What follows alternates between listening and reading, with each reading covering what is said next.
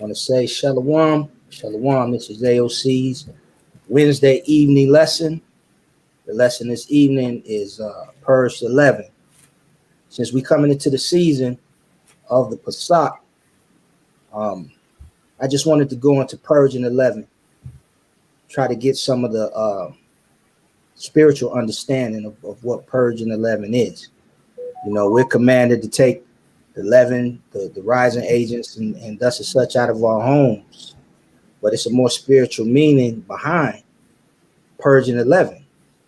And I just wanted to go into a few of those things and be at the will of the Most High, you know, edification and understanding to be given. I am Ambassador Zion, AOC Cleveland. I'm Ambassador Nawa Rakar. Shalom. Shalom. As you come in, please, Baba Kashab, like the video, share the video so that others can see it and be at the will of the Father that they can receive edification as well. Shalom, Sister Kana. So let's get into it. Purge 11. Let's where can we find that? Let's get into Leviticus. Let's go to Leviticus 23. Okay, Leviticus chapter 23.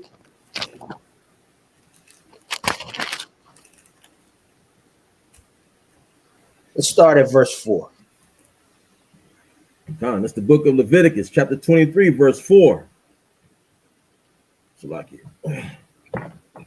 These are the feasts of the Lord, even holy convocations, which ye shall proclaim in their seasons. Verse 5. In the 14th day of the first month at even is the Lord's Passover. And on the 15th day of the same month is the feast of unleavened bread unto the Lord. 7 days ye must eat unleavened bread. Read verse 7. Verse 7.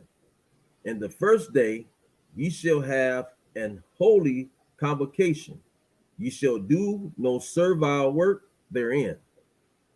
So verse 5 reads, in the 14th day of the first month at even is the Most High's Passover.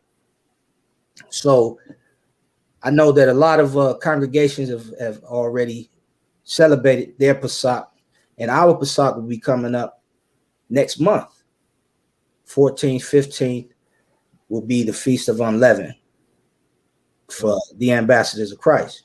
You know, first and foremost, I want to say, you know, all praises to the camps that have already celebrated their Passover, because we have to just continue to do the best that we can do with the knowledge that we have. That's right. You know, we got different understandings of scriptures, and we try to dig as much as we can dig into it and follow it as closely to the T as we can, but we're not going to be completely accurate until, you know, Yahushua has returned to put everything in order. Right. So we commanded right here in Leviticus 23, on the 15th day of the same month is the Feast of Unleavened Bread unto the Most High. 7 days ye must eat unleavened bread. So for the duration of the Feast of Unleavened, we're supposed to eat unleavened bread, and it begins the night of the Passover.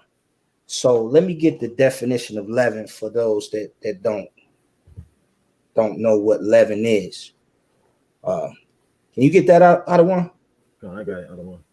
Gotcha. Want me to get blue letter, or you want me to go to just regular? Just regular dictionary.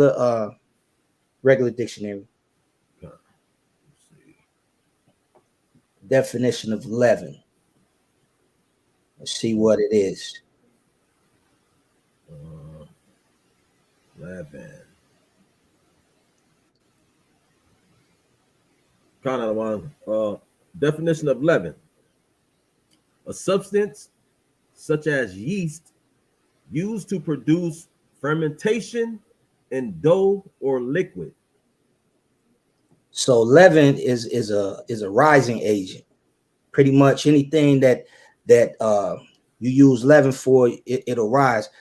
For example, cakes. You know, back in the day when they made cakes from scratch, you know, your grandmother would tell you stop running through the house because you'll make the cake fall, because she's used 11 agents in order for the cake to rise. You know, the same thing with beer or certain alcohols and liquors. They also use 11 agents in order to ferment it, in order to produce the acid in it to you know, like beer. You know, beer has like bubbles or carbonation to it. So it's 11 agencies in there as well. Let me get Go ahead. that second. The second one that says to raise something such as bread with a leaven. Right? Same thing that you was just going into. It's to rise. You know. So it's a rising agency. So I don't know if anybody really pay attention to when you read the scriptures. The scriptures has a whole lot of horticultural type terms. You know, it talks about the branches, the trees, talks about the ground, the wheat, the tares. These are all very much physical, but very much spiritual things as well. When you look into the trees are nations of people, and you go into the family tree, as we say when we go to our family reunion, we have our family tree. And the Bible pretty much is about the family of who? The family of the Israelites. All the other nations are in the scriptures. It's just that their interactions with the Israelites is the reason why they're in the book. Kind of like, for instance, like mountains. They also discuss mountains in the Bible. Mountains can mean nations. You know what I'm saying? So just to add along. Yeah, exactly. Being grafted in. You got a olive branch and a wild olive branch, a wild olive tree. You understand what I'm saying? So let's go to Exodus real quick. Oh, you got something? Just metaphors and parables. The Bible has dark sayings and all these different things. That's what that's meant. A lot of people can't understand those terminologies because they have not been taught. That's right. You know, you have not been taught that this is what this means, you know, or this is what this means. Because a lot of times the pastor itself don't even have the understanding. That's right. What I mean? So, and if you're not taught, if you're taught that you're only supposed to pay attention to a section of the book, you'll never get the understanding. Huh? You'll never understand it. That's right. So let's go to Exodus real quick. Let me Exodus chapter 12.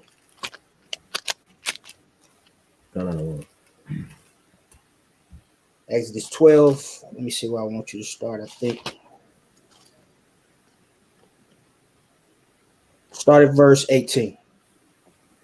God, that's the book of Exodus. No, it's a lot. I don't want. Start at verse 17.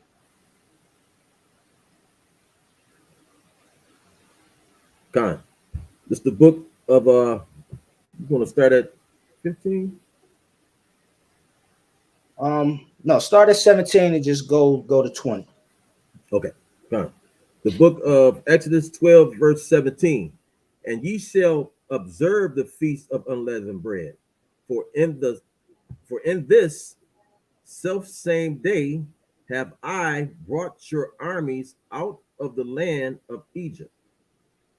Therefore shall ye observe this day in your generations by an ordinance forever.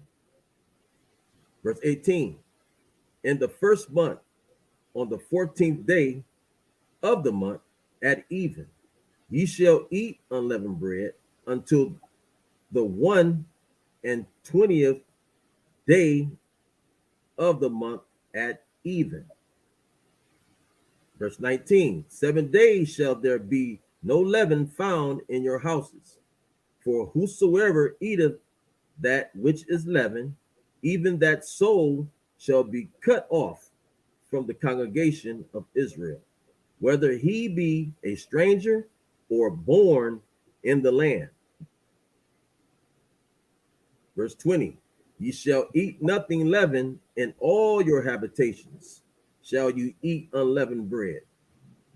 So right here it says in verse 19, it says, 7 days shall there be no leaven found in your houses, for whosoever eateth that which is leavened, even that soul shall be cut off from the congregation of Israel, whether he be a stranger or born in the land.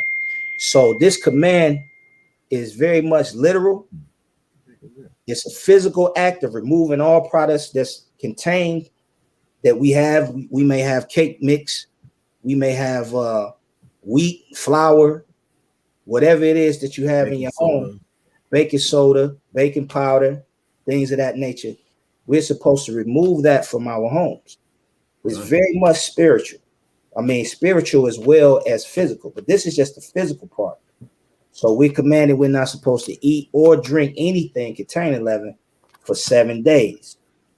So we moved the leaven from our homes because what it is our homes is what it represents something. It represents Salat, something very deep and significant and more spiritual. This is symbolism. This is symbolism. The act of removing the leaven from our homes. Our homes is what? Our body, right? Our temples. Temple, yeah.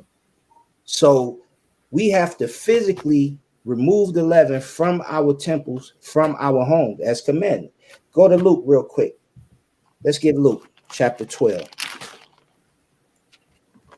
Because we could look at it like, okay, well, I could just remove this baking soda, baking powder from my house. You know, sometimes some people will say, you know, well, can I just put it out in the garage? Can I just tuck it away in the car? Can I, you know, you have to remove it. You know, if you remove something, you discard it. So we have to remove these products from our homes completely. I mean, I know that times are rough right now. You know, money is scarce and food is the last thing that you really want to be throwing away. I understand that. But look at the time period. We got what, maybe 3 weeks. 3 weeks ago, 3 weeks, maybe a month. So, you know, if you're going to use those products up now, use those products up now. Just when you go to the grocery store, don't purchase any new ones. Don't purchase any new products that you will have to discard, you know, upcoming to the Passover. So you got Luke for me, Luke chapter 12. Find out one. 12 and Luke chapter 12. Let me see. I want you to start at the beginning. Find out one. This is the book of Luke, chapter 12, verse 1. In the meantime, when there were gathered together an innumerable multitude of people, insomuch that they trode one upon another, he began to say unto his disciples, first of all, beware ye of the leaven of the Pharisees, which is hypocrisy. So right here, this is Yahushua speaking about leaven, the leaven of the Pharisees. I mean, you know that this is not talking about them, you know, baking donuts. Beware of the leaven of the Pharisees. That's not what he's talking about. This is parabolic language. This is metaphorical language here. So that's why when I was in Exodus and also Leviticus, I was trying to show you the symbolic or spiritual aspect of it. The Bible pretty much, you know, is what people don't realize is that the Bible is written the way we speak. You know, we talk in parabolic language. We talk in metaphoric language. And the Bible was written the same way, the exact same way that we speak. So when you go into the book of Genesis, go into Genesis chapter 3, and we'll speak and it'll speak of, you know, the serpent. You know, that's not a literal snake. You know, it's the same way we speak. You'll say, you know, June bug, a snake. Stay away from it. Right. Carlos is a rat. Call, you know, the Pharisees vipers, right? That's right. They're not snakes, but he said they're vipers. Come. Right? So come on. And that's, you know, and that's what kind of upset me about our people, that we can't take this book and make it just, you know, this is the book of life. So why we can't compare those things to this book. But this book is the book of life. You actually gonna believe that the snake is talking and all these different things? I mean, come on, bro. That doesn't make sense. I ain't gonna lie, I used to be like that. But then when you told, like I done told people, they still, oh man, that's a bunch of this, a bunch of that. I'm like, brother, you actually believe that that's talking about a snake, actually, for real? That's talking to you? You got to be out your mind. You know, that's a stumbling block for people because they actually have been taught and believe that it's a literal snake.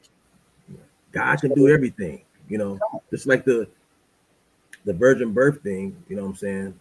It's like, why would he have to? He don't have to explain nothing to you if they had sex before the actual ceremony. You know what I mean? He don't have to explain nothing to you. He said they didn't do it. They had sex. What's the problem? Yeah, the problem is that people don't understand the language that's from the 1600s and modern day, and along with the language, you know, words change meanings every day. Right. You know, when you say lit today, that means that the party was live. You know what I'm saying? Yep. It was a good time.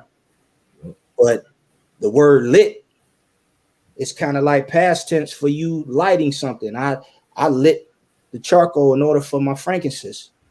Right. You understand? That's the literal meaning of it. Yeah. Just like jumping. Oh, that party was jumping. Does it Kind. really mean that you've been jumping? You know what I'm saying? That just, I don't know, man. And along with that, you gotta also have some understanding of Eastern culture. God. You know, when you're reading from a westernized mindset and you think about how weddings and things are done here, and the bastard language that English is that we're using, you got one word that has a lot of different meanings in English. So why wouldn't it be words in Hebrew that also has various meanings? God. Yep. So read verse 1 again, one more time. Luke 12, verse 1. God. It's the book of Luke, chapter 12, verse 1. In the meantime, when there were gathered together an innumerable multitude of people, insomuch that they trod one upon another, he began to say unto his disciples, first of all, beware ye of the leaven of the Pharisees, which is hypocrisy. Stop right there. So the leaven of the Pharisees, let's deal with that. What is the leaven of the Pharisees? It's the teachings or the doctrines of the Pharisee. That's what Yahushua is saying right here. It's the traditions, the falsehood, and the mixing of the law with the traditions of man, which is the leaven. That's the leaven that Yahushua is speaking about. You know, that's not what we were given by the Most High. We were just given his law, statutes, and commandments. You know, a lot of the traditions that the Pharisees brought in, like the washings of hands, the washings of cups and plates and things like that, those, it's nothing wrong with washing your hands. There's absolutely nothing wrong with cleanliness. You know, it's nothing wrong with that. But this is not a law that you have to wash your hands. It's not a law that you have to wash your dishes that you eat and drink off. That's not a law. And they were putting people to death because they were not washing their hands. So that's the Pharisees' doctrine. They were adding in traditions and falsehoods. Just like today, you know, we got a lot of Pharisees within the Christian church. You know, a lot of Pharisees just all over that really don't know the scriptures. Oh man, can you hear that other one? Gone out of one. You ever get hit a little beat? Yeah. Oh man, I don't know how to get rid of it. Hopefully it'll stop. But it's just, you know, the falsehoods and the traditions that was mixed in with the law, statutes, and commandments that we were given. And the thing about it is that it's not hard to spot whether someone has a leaven in their teachings or in their ways. And the first way to find out if there's leaven in the doctrine or in the teachings is what? Let's go to Isaiah 8 and 20. Isaiah 8 and 20. Because it's easier said, you know what I mean? It's easy to spot someone that has a leaven in their doctrine, or today, a lot of people like to use the word loosely about Pharisees and whatnot. Who's a Pharisee? It's easy to spot a Pharisee. Go to Isaiah 8 and chapter 8 and verse 20. That's the book of Isaiah, chapter 8, verse 20. To the law and to the testimony, if they speak not according to this word, it is because there is no light in them. So what is light? What is light? Let's find out what light is. Let's go to Proverbs 6 and 23. Because it's easy to find somebody who's a Pharisee in a negative way, to see who has leaven within the doctrine that they teach, who has the truth in the doctrines that they teach. Right here in Isaiah chapter 8 and verse 20, it told you. I'm gonna read Isaiah 20, and I want you to read Proverbs 6 and 23 right after. Isaiah chapter 8, verse 20. To the law and to the testimony, if they speak not according to this word, it is because there is no light in them.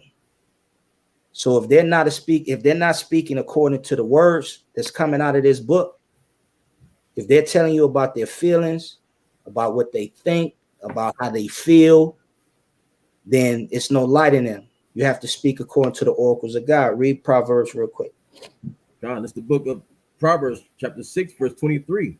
For the commandment is a lamp, and the law is light, and reproofs of instruction are the way of life. So there's no light in them. From Isaiah chapter 8, there's no light in them. They're lawless people. They're not keeping the law, statutes, and commandments that we were given. What they're doing is they're keeping traditions, same way the church keeps traditions. They say that the law is done away with. We don't have to keep the law. You ask them why we don't have to keep the law, they'll tell you that they can't. We can't keep the law. What does Philippians 4 say? We can do all things. Right. Through Yahushua that strengthens us, right? We can do all things, but keep the law for some reason. Let me can I get one out of one? Go ahead. Let me back. Yes, sir. Psalms 19 and 7. The law of the Lord is perfect, converting the soul. The testimony of the Lord is sure, making wise the simple. Verse 8. The statutes of the Lord are right, rejoicing the heart. The commandment of the Lord is pure, enlightening the eyes. So the commandments and the law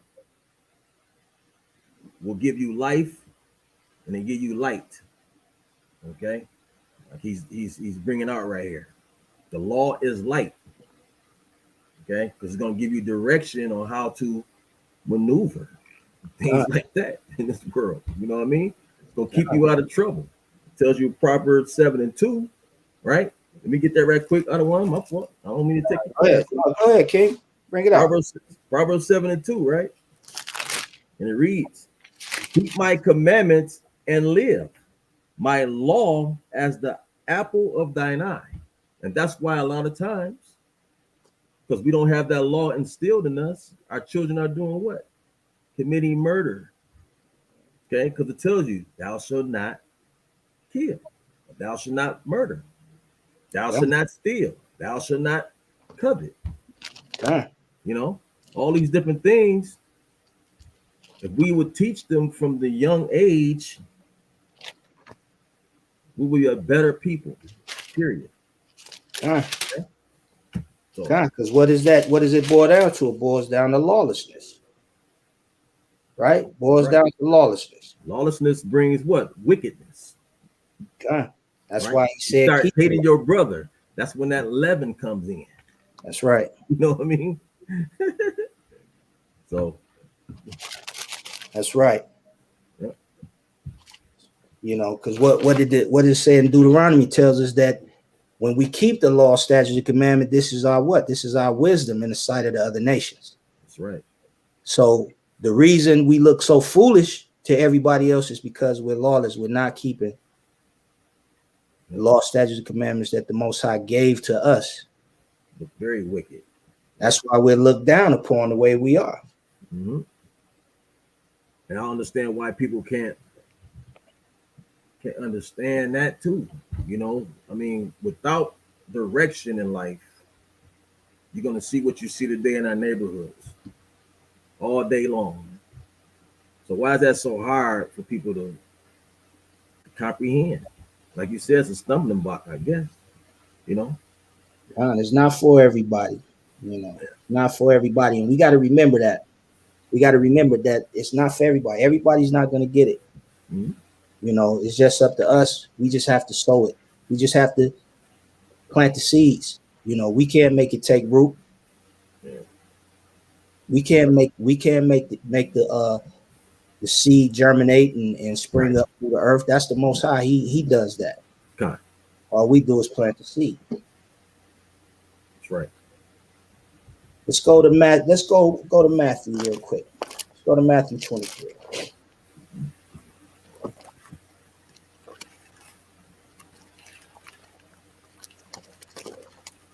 Matthew 23. Let's see, where should we start?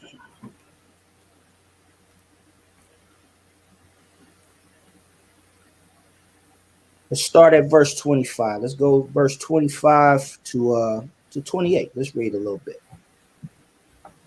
Count out one. It's the book of Matthew, chapter 23, verse 25, you said? Count out one. Verse 25. Woe unto you, scribes and Pharisees, hypocrites, for ye make clean the outside of the cup and of the platter, but within they are full of extortion and excess. Verse 26. Thou blind Pharisee, cleanse first that which is within the cup and platter, that the outside of them may be clean also. Ooh, that's a bad. Verse 27.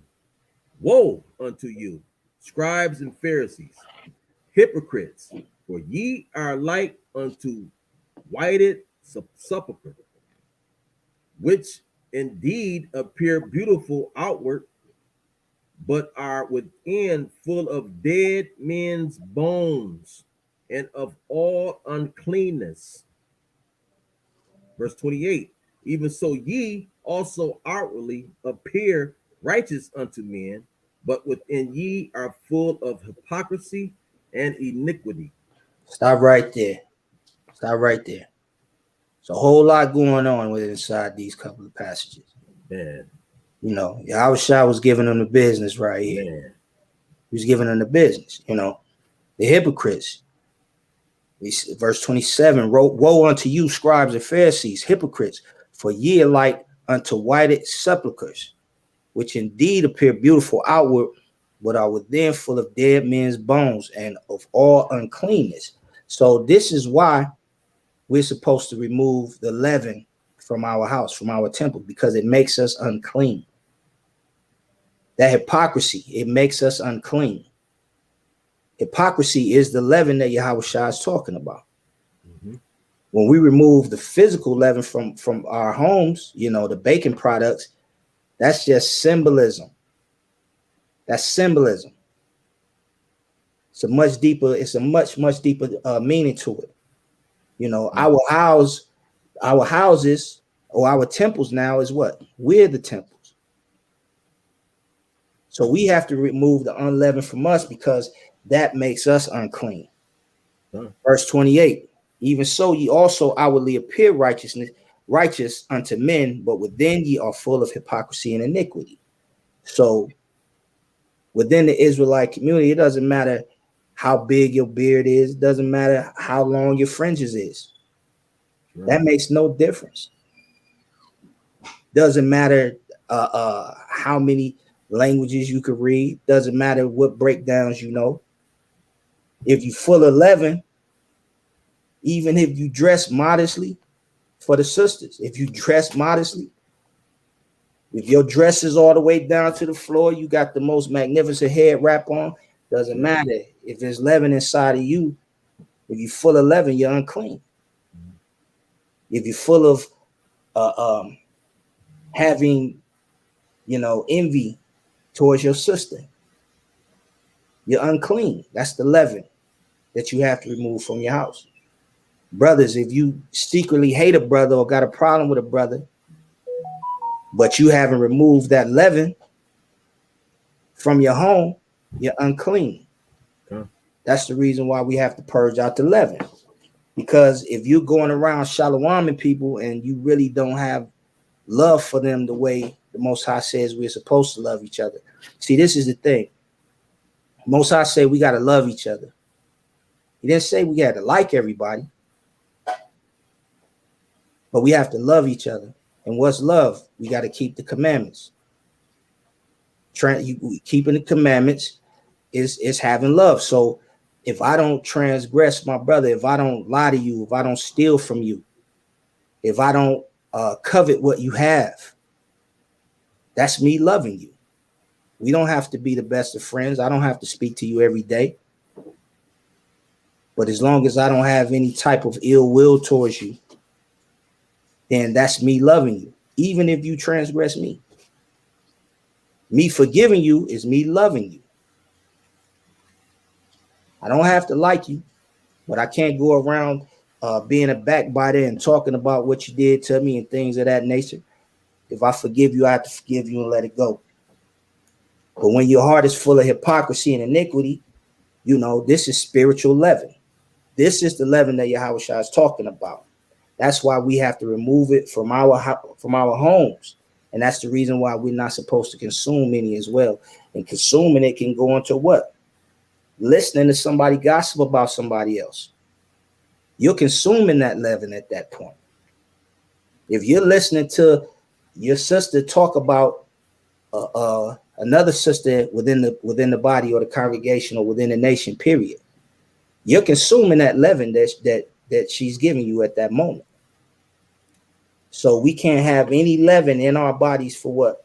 7 days. Because why? This is our new year going into the Passover. This is the new year. We're supposed to start it off new. Whatever leaven that we've had in the past year, whatever problem we've had with anybody, we're supposed to remove it at this point. So when we come into the new year, when the Passover, don't come into it debating on Facebook with people. Don't come into it with that. Purge that leaven. Remove it from your home. Remove it from your house. Don't bring, malice and camp banging and foolishness into the new year, because this is what's going to make you unclean for the rest of the year, or at least until atonement. So we have to remove that leaven from us. You had anything you want to add, Adawan? Oh, I was looking for something, but I have to bring it out later. I'm looking for scripture. Well, go ahead. You keep looking for it. I'm gonna read Leviticus. I'm gonna go back into Leviticus, and I'll read this one. It's Leviticus chapter 19. I'll start at the top. And the Most High spake unto Moses, saying, Speak unto all the congregation of the children of Israel, and say unto them, Ye shall be holy, for I, the Most High, your power, am holy. So we're supposed to be like the Most High. We're supposed to be holy. We know what holy is. Holy means separate, not like anyone else. We're going into our Passover. Everyone else is going into what? Easter. We're separate from them. We're not doing what they do. That's what makes us holy. So we supposed to be like our father. Like father, like son, like father, like daughter, right? Because we live according to the teachings that the Most High has given to us. He didn't give these things to everyone else, only to us. And that's what makes us holy. That's what makes us wise in the sight of other nations. Not only in the sight of other nations, but in the sight of one another. When you see your brother or your sister and they got that righteous spirit on them, you know what I mean? It makes you feel good. It energizes you. It gives you the energy to say, you know what? I got to do better. I'm going to do better. I love that brother. I love that sister. Every time she come around, every time he come around, he give me positive energy. That's what we have to do. So we have to purge that leaven, get rid of that leaven for one another.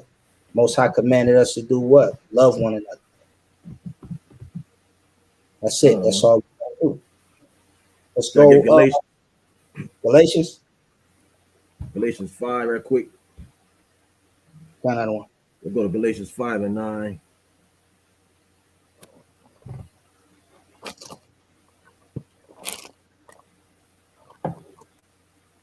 Then we're going to jump down, but we're going to get this first. This is what it's talking about.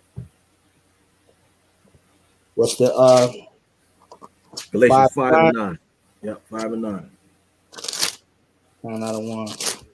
Page is sticking. Oh, long pages. No problem, other one. Take it down.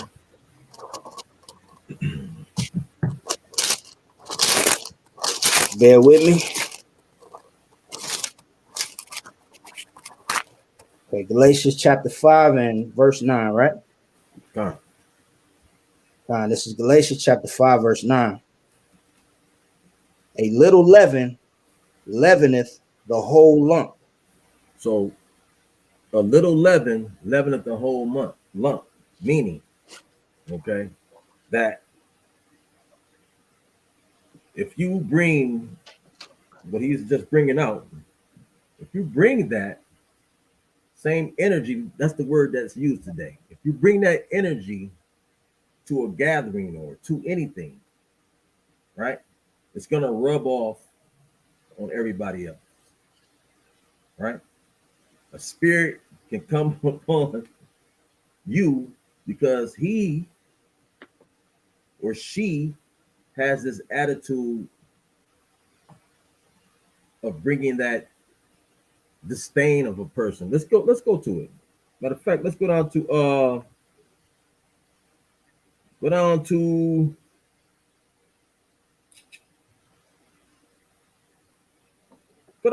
19.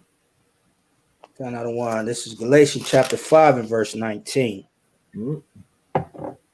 Now the works of the flesh are manifest, which are these: adultery, fornication, uncleanness, lasciviousness. Read on. Verse 20, idolatry, witchcraft, hatred, variance, immolations, wrath, strife, seditions, heresies. 21, envyings, murders, drunkenness, revelings, and such like, of the which I tell you before, as I have also told you in times past, that they which do such things shall not inherit the kingdom of God. See that? So they not, when you come before, remove that, man.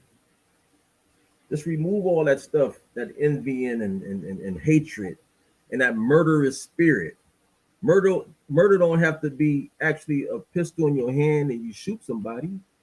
Murdering is dogging your brother, hating your brother, right, hating your sister, like he was bringing out, hating you, hating anything, just hating for no reason, right? Because that person may have something better than you, they're doing better than you or anything.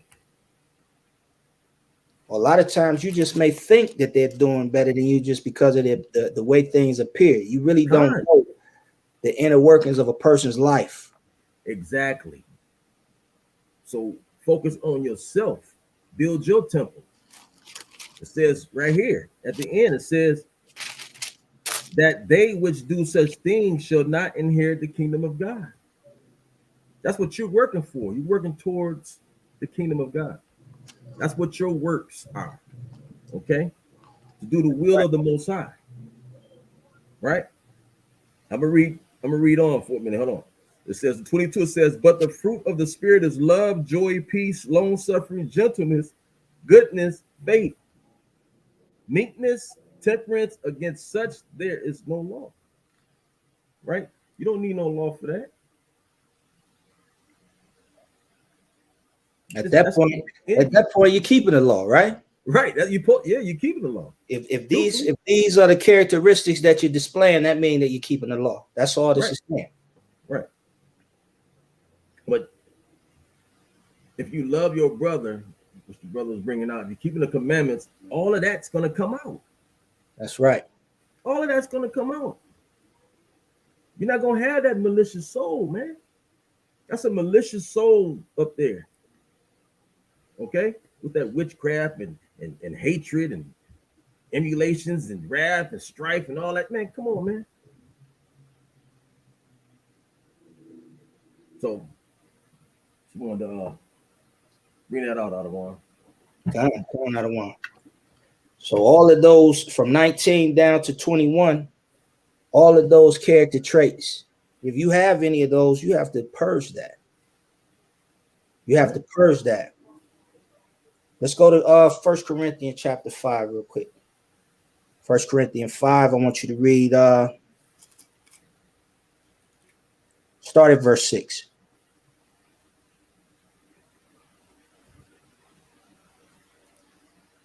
Con, this is the book of Shalaki. This is the book of 1 Corinthians chapter 5, verse 6. Your glorying is not good. Know ye not that a little leaven the whole lump. So this is exactly what where you're with. You know, the whole lump is who? It's the whole body, the congregation, the whole nation of Israel. That's the lump. So if you have one person that can set out and spread rumors about somebody else, and then they're going to add on to the rumor and spread it to someone else, and then it's going to go all through the nation. We all know that there's been certain things said about certain brothers and certain things said about certain sisters, and they may not even be from your congregation, but you know what's been said about them.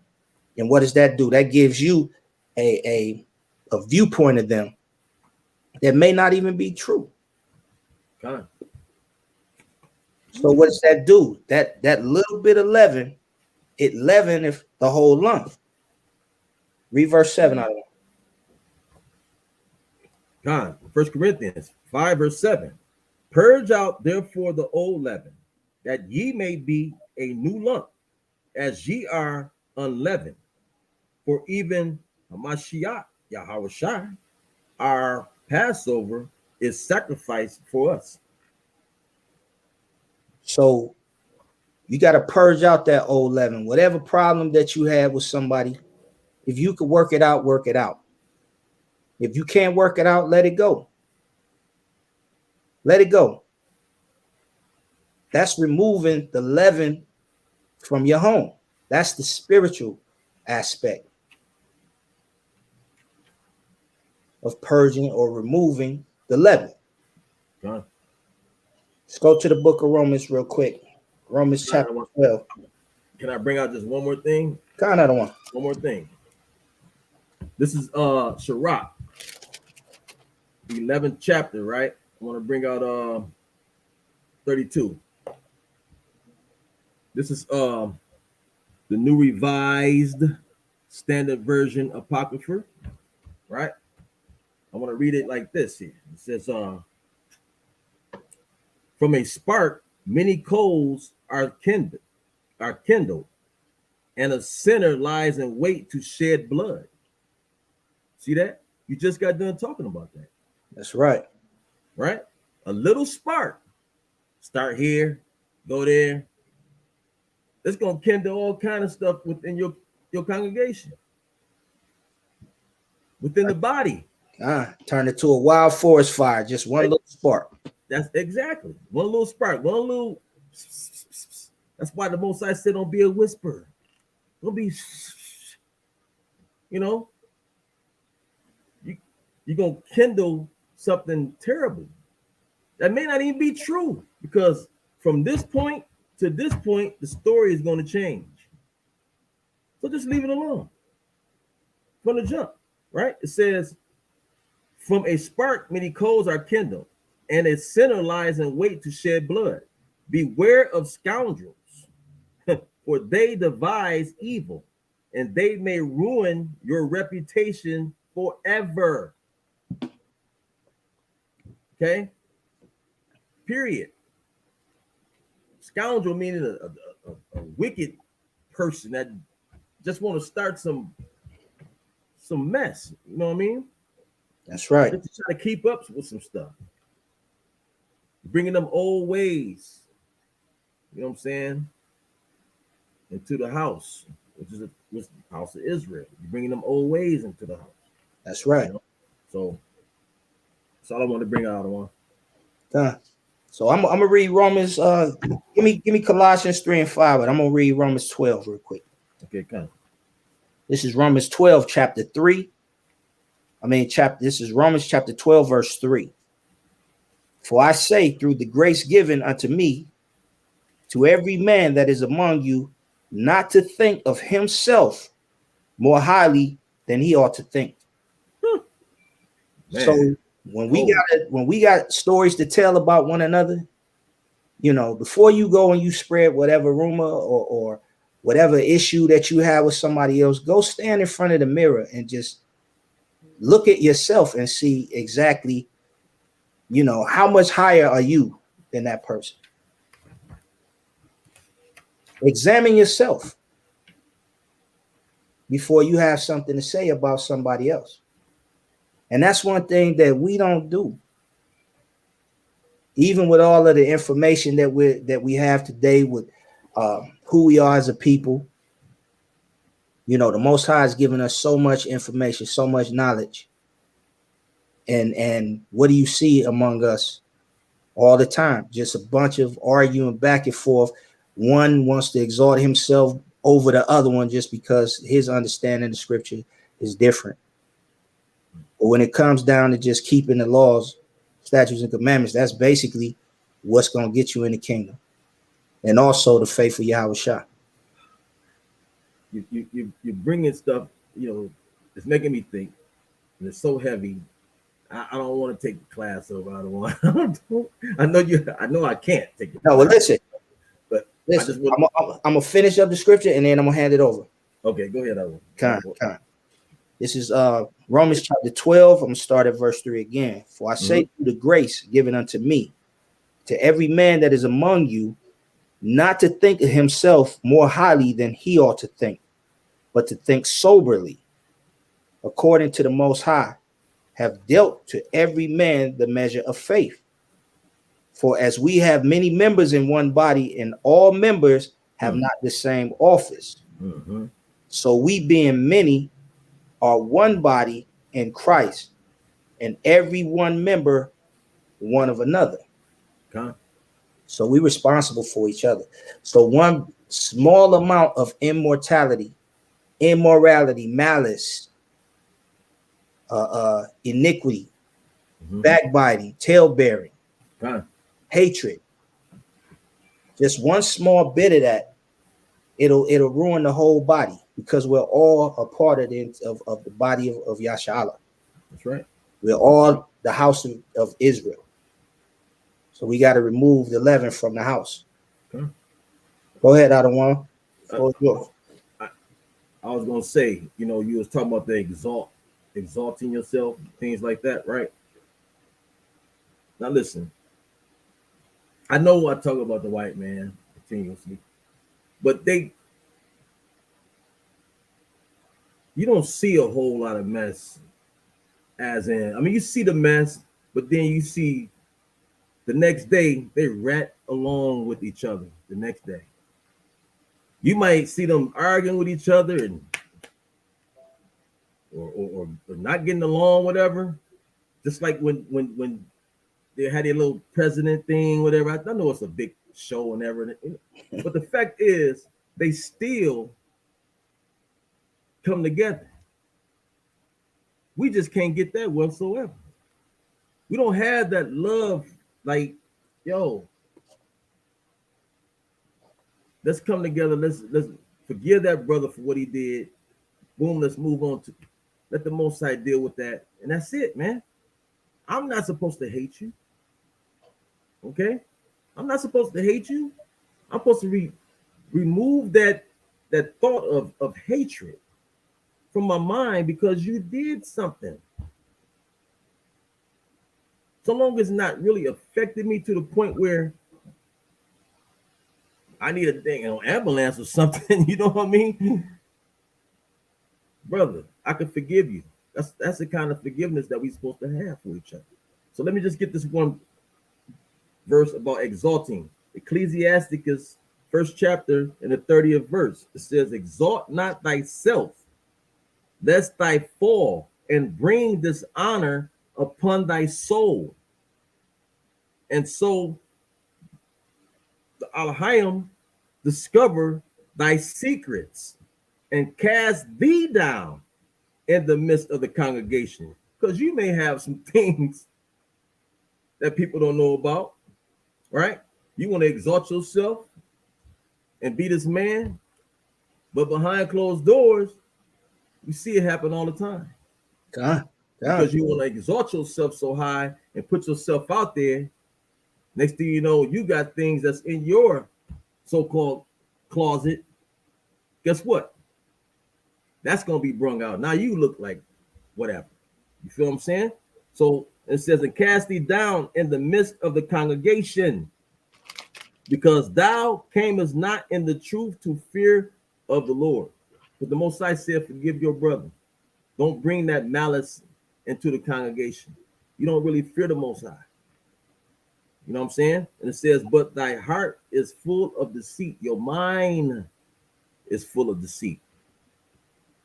You got to remove that. It's all about coming together right now. That's what the Most High says. Come together. Gather yourselves together. How you going to gather? Man, we've been mentally brainwashed for years. Generations. Parents. Decades. Hundreds of years. Hundreds of years. So our brothers going to have troubles. They're going to have problems. We're going to mess up. I mess up. Listen, I mess up. But love me, brother, because I love you. No matter what you did, so long as it's not to the point where you affected me to a point. Listen, man, like you just said, keep the commandments. I don't have to like you, but keep the commandments. We'll be together. Shalom, brother. How you doing? Da-da-da-da-da. You know what I mean? But other than that, I don't have to deal with you. You know what I'm saying? I don't have to. But you're still my brother, and I love you, man. You know what I mean? So that's all I want to bring up. God, no doubt. Tribe of Issachar 777. Pride always come before the fall. God. And that's what we have. So much pride within, the nation right now. So much pride. Everybody just wants to exalt themselves higher than the next person, or the next congregation, or the next school, or the next camp. Right. I went to 1 Corinthians chapter 5 with a brother, having a discussion. This brother, he's speaking on nation building, but I'm trying to explain to him that one way is not the only way. Your way don't mean it's the right way. Right. There's many moving pieces and parts, to a wristwatch. If it's going to keep the time accurately, all of these separate parts are going to have to work together, even though they're all different shapes, different sizes, have different functions. Right. So we have to know that, hey, what you're doing to put in your brick, that's what you've been called to do. What I'm doing is what I've been called to do. Okay. So we all have a role to play. You know, you look at any movie. In Training Day, it was only one Lonzo. It was only one Denzel playing Lonzo. It wasn't 4 Lonzos. It was only one. That's right. So everybody has a part to play. And what we have to do in order to come together is we have to build on a solid foundation of what our culture is. And that's the reason why when you brought up, you know, the so-called white man, the Edomite, or, you know, you think about Moab or Elam or any of those other nations, the reason why they all can band together is because they all have a solid foundation of their culture. And what is our culture? Our culture is what? Our heritage was what the Most High gave us, which is these laws, statutes, and commandments. Mm-hmm. So if we just stick to that, yep, we might be able to get out of this godforsaken place. Yep. If we stick to that and build from there, mm-hmm, instead of having so much malice and leaven towards one another, I'm gonna tell you, General Shah, he said one time, he said, you ever want to hear the dumbest argument that you'll ever hear? You say, just listen to 2 Israelites arguing. Say that's the dumbest argument that you'll ever hear. God. Because both of them think they know everything. God, that is absolutely the truth. So we just got to stick to the foundation, and the foundation is keeping the commandments of the Most High. Mm-hmm. No doubt about it. And what Yahweh shall command us in Matthew 13, say, during this time of year, coming into our new year, we have to remove all the old leaven from the past year. You know, none of us are without fault, or none of us are flawless to a point to where, you know, people gonna get up under your skin from time to time. Exactly. It's gonna happen. Yeah. But you get underneath my skin sometimes. Hey, I know it. I do it on purpose. I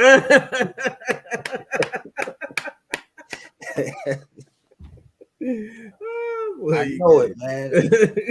In case you didn't know, I do it on purpose. Okay.